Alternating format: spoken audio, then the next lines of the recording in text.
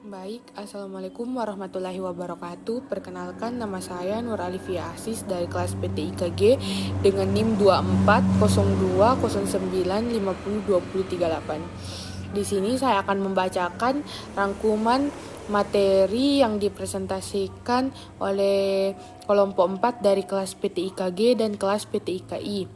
Nah, yang pertama yaitu mesin virtual dari kelompok 4 PTIKG. Adapun jenis-jenis mesin virtual, yang pertama yaitu mesin virtual berbasis sistem operasi adalah jenis mesin virtual yang berjalan di atas sistem operasi host dan memungkinkan beberapa sistem operasi tamu untuk berjalan secara bersamaan. Contoh dari mesin virtual ini adalah VMware dan VirtualBox. B. Mesin virtual berbasis proses atau Process-Based VM. Mesin virtual berbasis proses adalah mesin virtual yang berjalan sebagai proses di dalam sistem operasi host dan memungkinkan beberapa aplikasi untuk berjalan secara terisolasi. Contoh dari mesin virtual ini adalah Java Virtual Machine atau JVM. Bagian C yaitu mesin virtual berbasis bahasa pemrograman.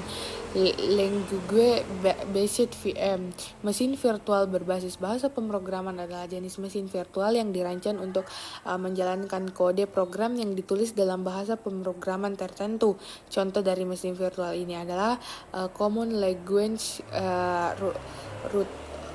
Runtime atau CLR untuk bahasa pemrograman dan Visual Basic Net. Selanjutnya yaitu aplikasi dan penggunaan mesin virtual. Mesin virtual memiliki beberapa aplikasi dan penggunaan, antara lain yang pertama yaitu server virtualisasi. Mesin virtual dapat digunakan untuk membuat server virtual sehingga meningkatkan efisiensi penggunaan sumber daya dan mengurangi biaya. Yang kedua adalah desktop virtualisasi. Mesin virtual dapat digunakan untuk membuat desktop virtual sehingga meningkatkan fleksibilitas dan portabilitas. Selanjutnya, pengembangan dan pengujian perangkat lunak. Mesin virtual dapat digunakan untuk mengembangkan dan menguji perangkat lunak sehingga meningkatkan efisiensi dan pengurangan biaya. Selanjutnya, cloud computing. Mesin virtual dapat digunakan dalam cloud computing sehingga meningkatkan fleksibilitas dan skalabilitas. Selanjutnya yaitu manfaat dan kelebihan mesin virtual.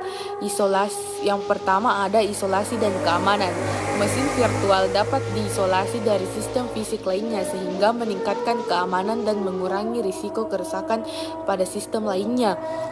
Kedua, portabilitas dan fleksibilitas. Mesin virtual dapat dipindahkan ke sistem lain dengan mudah sehingga meningkatkan fleksibilitas dan portabilitas. Ketiga, efisiensi penggunaan sumber daya. Mesin virtual dapat menggunakan sumber daya sistem secara lebih efisien sehingga mengurangi biaya dan meningkatkan produktivitas. Keempat, yaitu kemudahan pengelolaan dan pemeliharaan mesin. Mesin virtual dapat dikelola dan dipelihara dengan lebih mudah sehingga mengurangi biaya dan meningkatkan efisiensi. Selanjutnya saya akan membacakan rangkuman dari materi mesin virtual dari kelompok 4 PTIKI. Nah, pengertian mesin virtual. Pengertian mesin virtual atau VM adalah simulasi perangkat keras komputer yang memungkinkan menjalankan sistem operasi di dalam sistem operasi lain, memungkinkan pengelolaan aplikasi dalam lingkungan terisolasi sehingga mesin virtual ini berfungsi seolah-olah seperti komputer fisik. Meskipun sebenarnya ia berjalan di atas perangkat keras komputer yang ada melalui lapisan virtualisasi. Adapun komponen-komponen virtual mesin.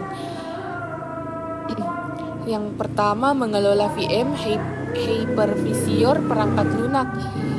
Yang kedua, GUIS OS atau sistem operasi yang berjalan secara VM. Yang ketiga, virtual hardware, komponen perangkat keras virtual seperti CPU, RAM, dan hard disk. Virtual machine atau VM adalah teknologi yang memungkinkan sistem operasi dan aplikasi berjalan di lingkungan terisolasi pada perangkat keras yang sama. Ini dicapai dengan menggunakan perangkat lunak yang disebut hypervisor yang mengelola sumber daya perangkat keras dan menjalankan berbagai VM secara terpisah. Meskipun secara terpisah, setiap VM beroperasi dengan sistem operasi tamu dan aplikasi berbeda. Meskipun semuanya berbagai perangkat keras fisik yang sama, secara keseluruhan VM sangat berguna dalam pengujian perangkat lunak, konsolidasi server dan pengelolaan aplikasi, meskipun memerlukan sumber daya perangkat keras dan cukup untuk kinerja optimal.